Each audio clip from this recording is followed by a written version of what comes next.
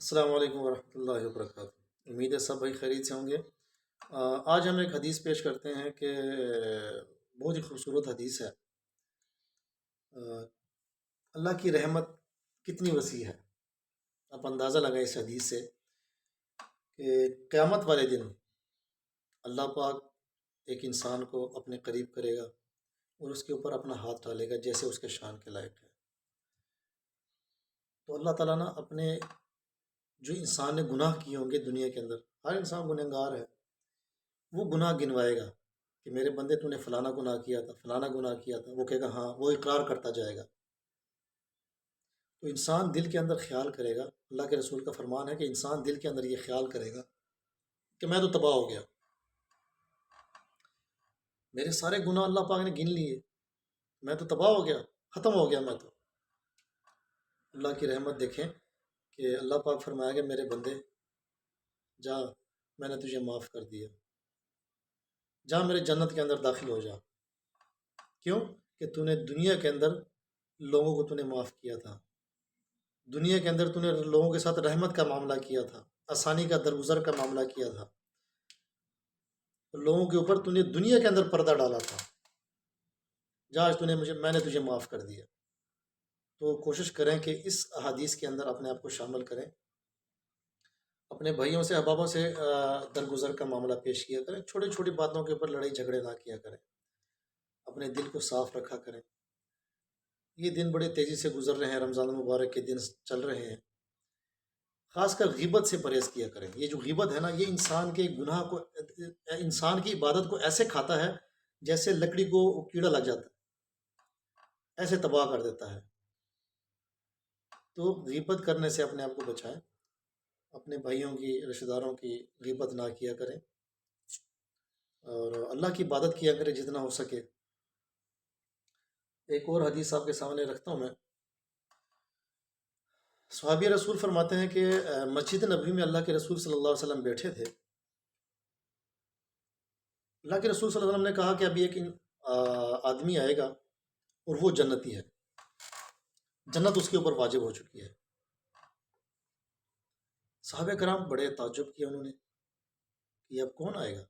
دیکھتے ہیں کہ ایک انصار تھا، انصاریوں میں سے، اس نے وضو کیا ہوا تھا، آیا، اس نے کھڑا ہو کے 2 رکعت نماز پڑھی اور کچھ دیر تک بیٹھا رہا، پھر چلا گیا۔ دوسرے دن اللہ کے رسول نے پھر وہی فرمائی بات کہ ابھی ایک بندہ آئے گا اور وہ جنتی ہے۔ تو صحابہ کرام کہتے ہیں ہم دیکھتے رہتے، پھر وہی آدمی آیا، اس نے 2 رکعت نماز پڑھی، کچھ دیر بیٹھا رہا، پھر چلا گیا۔ تیسرے دن اللہ کے رسول صلی اللہ علیہ وسلم نے پھر یہ فرمایا کہ ابھی ایک بندہ آئے گا اور وہ جنتی ہے۔ اچھا، جب وہ آیا، اس نے نماز پڑھی، تو جب اٹھ کے چلنے لگا نا، صحابیوں میں سے ایک صحابی اس کے پیچھا کرنے لگ گیا۔ تو جب اس کا پیچھا کرنے اس کے گھر کے پاس وہ پہنچا، تو اس نے جب پیچھے دیکھا ایسے، تو اس نے کہا بھائی میرے لائق کیا خدمت، کیا حکم؟ اس نے فرمایا کہ جو اس کا پیچھا کر رہا تھا، اس نے کہا کہ یار میں نا اپنے والد صاحب سے میں نے تھوڑا جھگڑا کیا ہے۔ اس کے دل کے اندر طلب تھی کہ میں دیکھوں یہ آدمی کون سا عمل کرتا ہے کہ یہ عمل میں کروں اور مجھے بھی اللہ تعالیٰ جنتی بنا دے۔ حالانکہ وہ جنتی تھے، مگر دین کے اندر شوق تھا کہ مزید وہ آگے محنت کرے دین کے اندر۔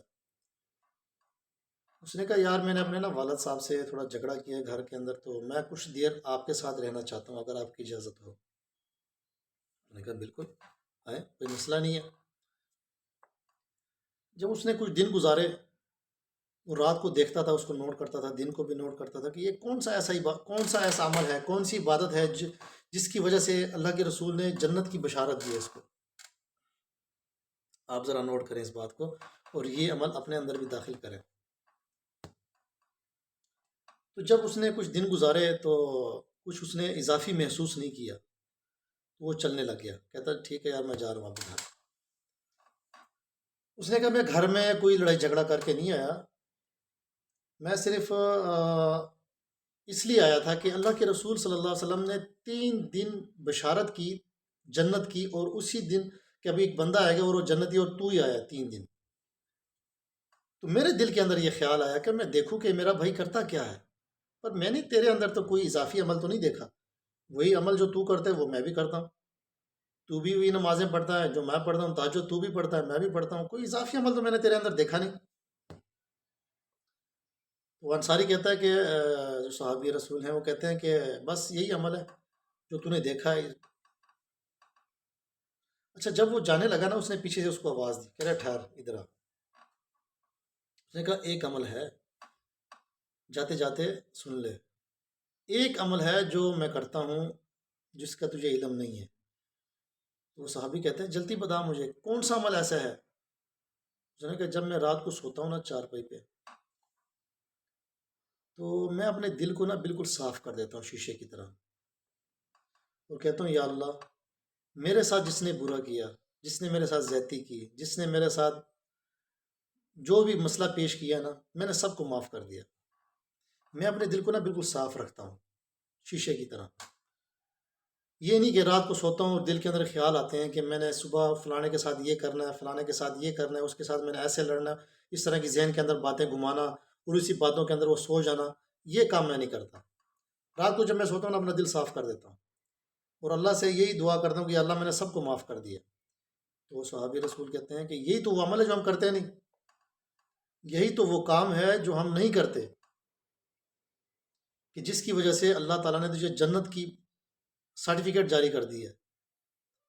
تو امید ہے کہ اپنے دلوں کو صاف رکھا کریں، اپنے بھائیوں کے لیے، بہنوں کے لیے، رشتہ داروں کے لیے، ہمسایوں کے لیے۔ انشاءاللہ اللہ پاک ہمیں بھی جنت کا سرٹیفکیٹ جاری کرے اور صحیح معنوں میں دین کی سمجھ عطا فرمائے۔ جزاک اللہ۔